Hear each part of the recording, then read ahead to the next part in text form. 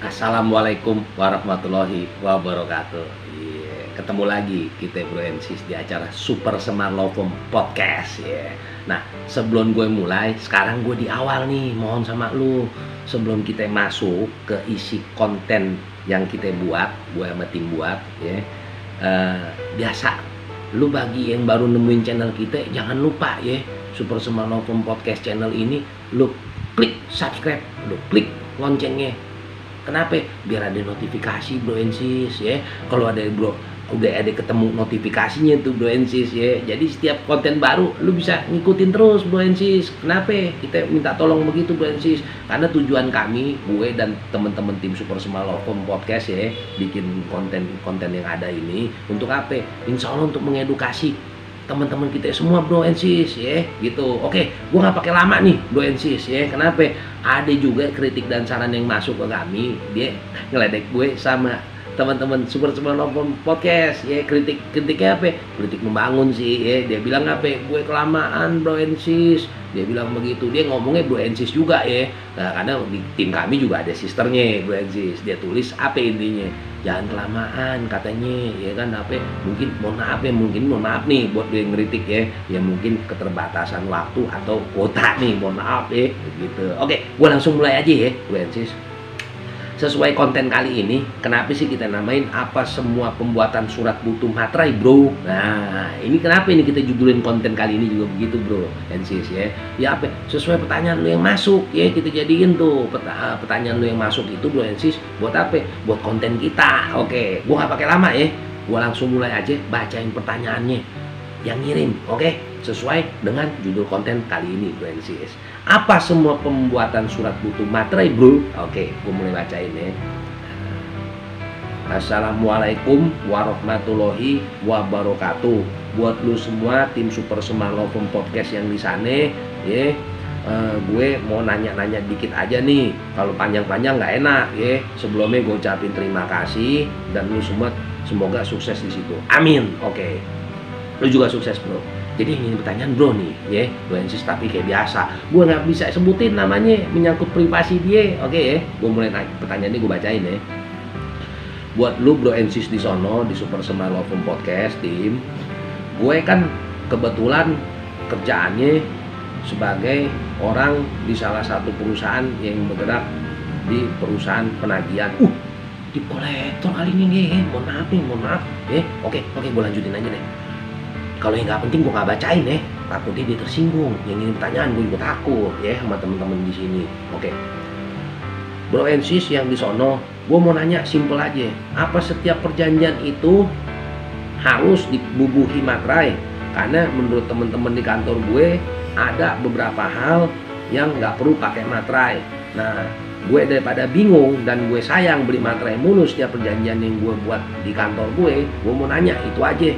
Sebelumnya thank you. Dan mohon maaf kalau gue nanyanya bikin bingung ya, dan semoga dari pertanyaan gue yang bikin bingung ini lu semua nggak bikin bingung gue juga jawabnya ya, gitu aja. Assalamualaikum.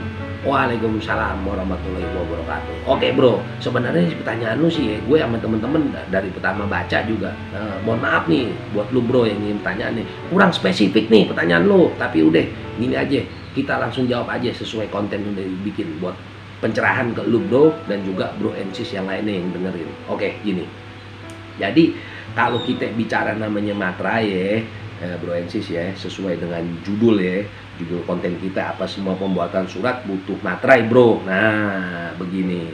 Kalau keabsahan suatu perjanjian tidak ditentukan oleh ada atau tidaknya materai. Nah, tergantung nih lu mau bikin perjanjian apa nih. Tadi kan lu nanya juga nggak terlalu spesifik soalnya ya. Nah, tapi materai memang diperlukan Bro and Sis jika surat perjanjian dibuat dengan tujuan untuk digunakan sebagai alat pembuktian ya mengenai perbuatan, kenyataan atau keadaan yang bersifat perdata ya, gitu Bro and Sis. Nah, terus biasanya syaratnya sah perjanjiannya berdasarkan pasal 1320 Kitab Undang-Undang Hukum Perdata ya. Jadi itu ada kategorinya tuh, kesepakatan yang dibuat ini yang mengikatkan diri atau tidak nih ya. Terus kecakapan untuk membuat suatu perjanjian itu sendiri khususnya ya. Nah, jadi ada hal-hal tertentu tuh yang memang harus pakai materai atau tidak ya. Suatu sebab juga mungkin untuk perikatan atau apa ya. Makanya gue juga bingung nih sama teman-teman sebenarnya di tim Super Semar Law Firm Podcast nih, khususnya buat lu nih bro yang ngirim pertanyaan. Lu kurang spesifik sebenarnya nanyanya ya. Tapi dengan tiadanya materai dalam suatu surat perjanjian itu tidak berarti perbuatan hukumnya tidak sah ya. Gua ulang nih. Jadi kalau namanya materai dalam suatu surat perjanjian tidak berarti perbuatan hukumnya tidak sah ya. Nah, melainkan hanya tidak memenuhi persyaratan sebagai alat pembuktian bila surat tersebut untuk dijadikan alat bukti nantinya ya. Nah, terus juga bila suatu perjanjian yang dari semula tidak diberi materai akan digunakan sebagai alat bukti di pengadilan, maka pemateraiannya dapat dilakukan belakangan. Nah, jadi saran gue begini aja nih buat lo yang ini pertanyaan bro ya, dan juga lo bro and sis. Kalau mau lebih spesifik mengenai aturan bikin surat itu pakai materai atau enggak tergantung kebutuhan, lebih baik lu cari referensinya. Gue bacain ya, gini. Lu nanti mungkin semua lu pada bisa paham ya, namanya Google sekarang canggih ya. Nah, lu ketik nih ya buat dasar hukumnya ya soal materai ini ya. Lu ketik begini tulisannya, Undang-Undang Nomor 13 Tahun 1985 tentang bea materai ya. Itu aja. Dan tulis juga setelah lu baca, lu dapet, lu searching di Google ya.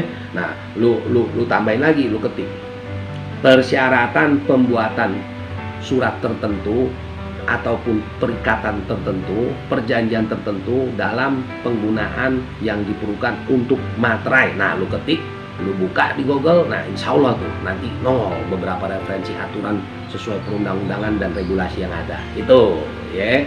Nah, jadi untuk lu bro yang ngirim pertanyaan tadi, gua rasa mudah-mudahan jawaban dari kami ini insya Allah bermanfaat buat lu. Begitu juga lu bro and sis. Nah, untuk kali ini, konten kali ini mungkin agak cepet nih selesainya. Ya kenapa? Karena balik lagi bro, sorry nih buat lu yang ngirim pertanyaan lu kurang spesifik. Kita mau ngejelasin ini bingung. Kalau kita jelasin terlalu panjang kayak lebar, mohon maaf, ada yang kritik kita nih soalnya setiap konten kok kelamaan ngocehnya nih.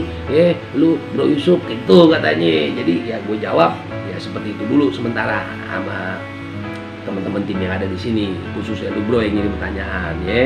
Nah, seperti judul tadi bro yang ngirim pertanyaan dan juga lu bro and sis, apa semua pembuatan surat butuh materai bro? Ya itulah jawaban dari kami sementara. Ya kalau lu masih kurang puas buat lu khususnya yang ngirim pertanyaan bro, lu boleh kirim ulang lagi pertanyaannya ya, lebih detail lagi. Nanti insya Allah akan kita bikin sambungan konten kelanjutannya untuk konten kali ini ya. Nah, dan juga nih seperti biasa Bu MC, sebelum gua akhirin ya biar nggak panjang kali lebar kayak penggaris ya gitu loh. Jadi kalau memang yang lu ngirim pertanyaan belum kami jawab, tolong sabar Bu MC, pasti insya Allah kita jawab untuk isi konten berikutnya ya Bu MC. Nah, kalau juga lu yang baru pantengin channel kita ya, nah terus mau ngirim pertanyaan nih bro and sis, ngirimnya kemana? Nih dia nongol tuh ya kan, lu kirim ke sono supersemalawfirm@gmail.com ke email kami. Insya Allah kita akan membalas semua pertanyaan yang masuk, dan insya Allah kalau memang pertanyaan yang masuk itu memang bisa kita jadiin konten,